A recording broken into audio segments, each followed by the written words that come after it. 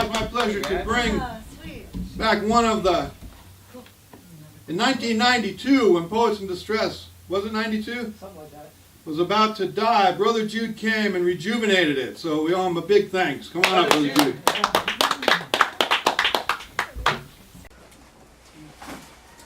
Well, I'm wearing my rubber reptile shirt in honor of our fallen friend, Beto Quinones.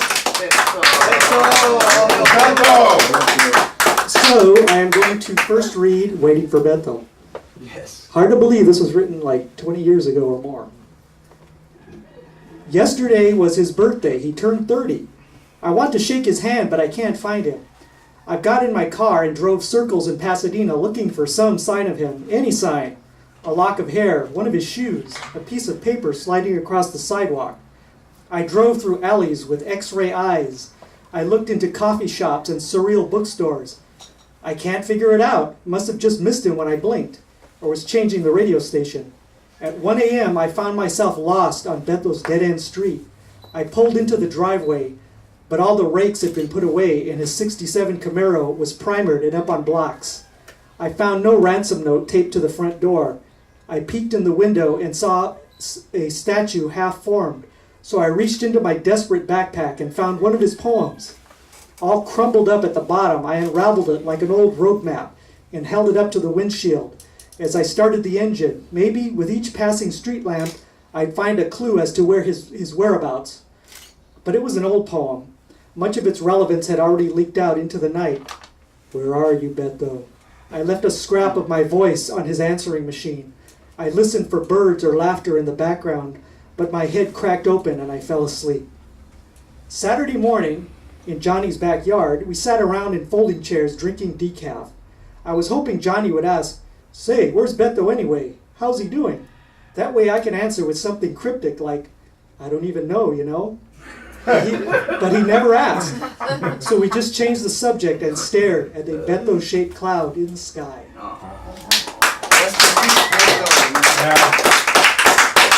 So now I'm going to read one of his poems.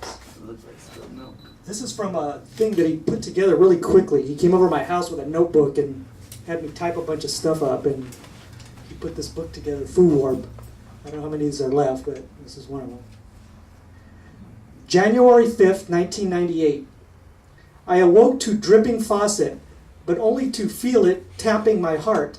The neighborhood children are all out banging the bricks, playing ball or being loud, edging out the thunder. A thought rode through me, as several do. This one stuck like gum between teeth. This one, the undying word called love, and how it's so complex, and sometimes stitched with intimidations. It can be a questioning game, doubting your relationship, or just a game with no rules. Anarchy Love Unwinding the 60s, or some shit like that. But when love hits, it hits with several blows. You get knocked out with love, you're against the ropes, and even cornered, and you get dizzy. That kind of like the sensation, and it's when you put your and that's when you put your chips on the table.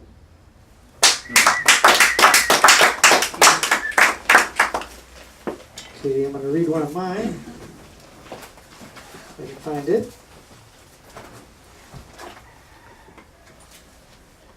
I have a book I've been working on for like 5-6 years, and one of these days I'll finish it. So It'll happen. yes, it'll happen. It's almost done.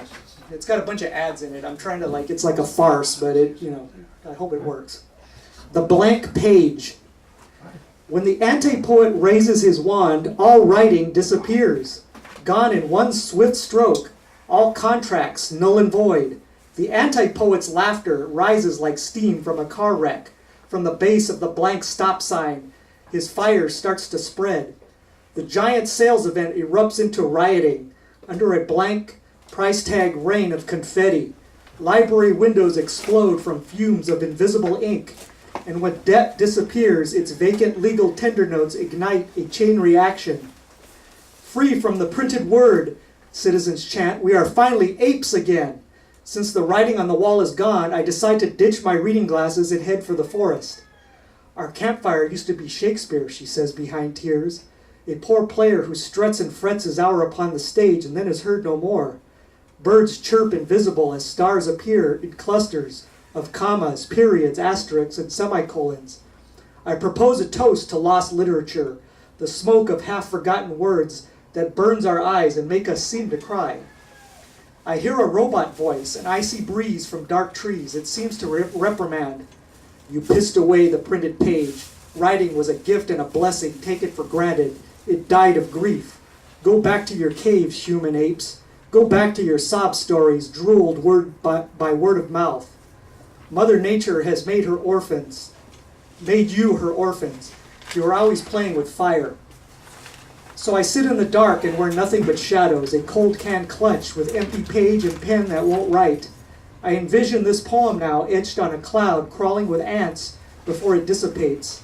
The anti-poet has scrawled his punchline on the inside wall of our coffins. Mind blank, page blank, a filthy joke, laughter buried beneath our feet.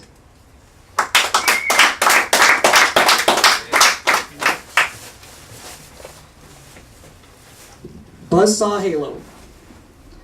I can't hold in this flood, this rainbow of sunlight and spillage. Red blood cells rage through me, each stamped with a letter. They clog like poker chips behind my eyes and spill out of my mouth. Mispronounced blood clots of saliva, alphabet soup.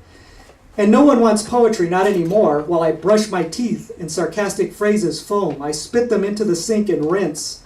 They swirl down the drain into love poetry, subterranean particles of grocery list oblivion. And nobody wants poetry, not anymore.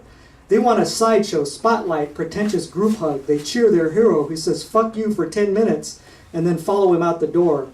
Keep shoveling out the hits, poet, or society will crucify you just like it does to all its artists. And nobody wants poetry, not anymore. Like when I buried poetry in a shallow grave by a dead cat I'd found after the downpour. Like when syllables spiraled out of the soil as a 50-foot dandelion that twists its lips through a window and whispers sweet and horrible things into a sleeping baby's ear. War is peace, ignorance is strength, the customer is always right.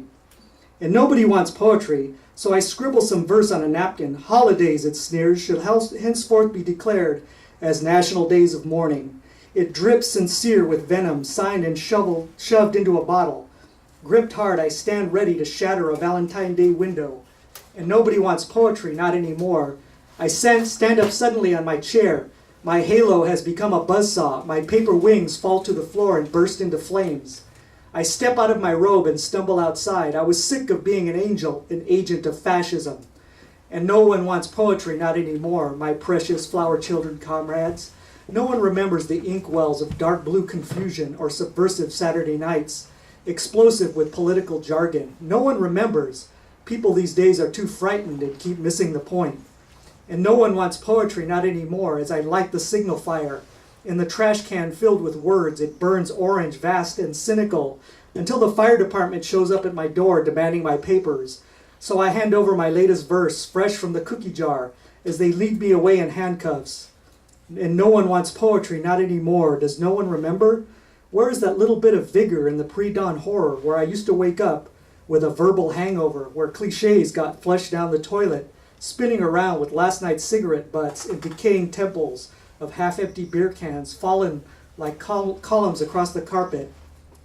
Poetry slithers in the crevices of my brain, locked in a toolbox, each word lifted from a carton of nails and hammered into the wall of silence. Walk to the ends of the earth, my friends, and you'll find poetry in an open garbage pit, stuffed into a rain-soaked mattress, confused strips of paper as they flutter skyward, leak out of broken skull fortune cookies. Poetry, the abandoned particles of a drunken, unreasonable rampage. Poetry, poverty, pottery. Switch a few letters around and watch everything fall to pieces. Very good. So this one fittingly is called The End. On the outer edge of the spiral galaxy, a ringing telephone suddenly stops. Airplanes hang in midair with the clock hand fixed at noon. The world did not explode as advertised or collapse its monuments before our eyes. It suddenly just stopped. I was trapped in a porno bookstore when time ended and everything came to a halt. Images flickered and sex itself stopped right before climax.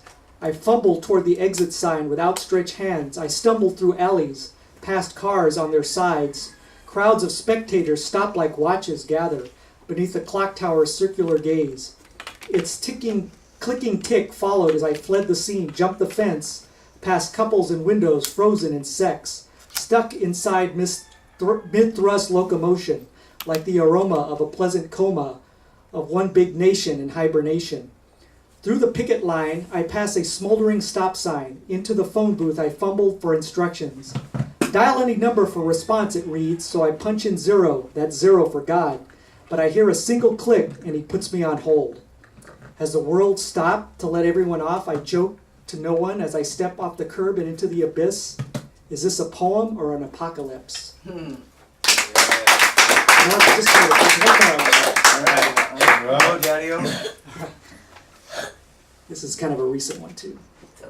Statue. I woke up today and decided to rebuild the Statue of Liberty. I give her snakes for hair. Dressed up in combat gear, she points her machine gun at the world. While crouched within her pedestal bunker, a hunchback revises history. Its splinters litter the sawdust floor. No, perhaps I should rethink this statue. Instead, I make her up disheveled and tired, cradling in her arms a baby. Her crumbled foundation fills up with tears and starvation wages. She moans for the tourists, transients, and passersby. She broadcasts her despair in waves across the harbor. Then I wonder, is she a virgin under those robes? Or does she spread her legs like the whore of Babylon, available for every world leader, united into her glory, astride piles of cash and body bags? I don't know. Maybe not, I think. Maybe I imagine she shouldn't even be a statue. I decide to make her instead a ghost. A wandering spirit with crown glowing, torch burning, eyes still flowing with tears as she floats between bomb blasts, sparks, road rage, and roaring arenas of indifference. She casts her shadow tragic like smoke across the land of the free and the home of the brave, the iron doors and windows that slam shut in anger. But finally, too tired, I yawn and file her away. I lock the door and go to bed, determined to dream of her mysterious statue eyes, her book of cynical poems clutched, her lamp held aloft, her spiked crown now ready to pierce the approaching blood-colored sky.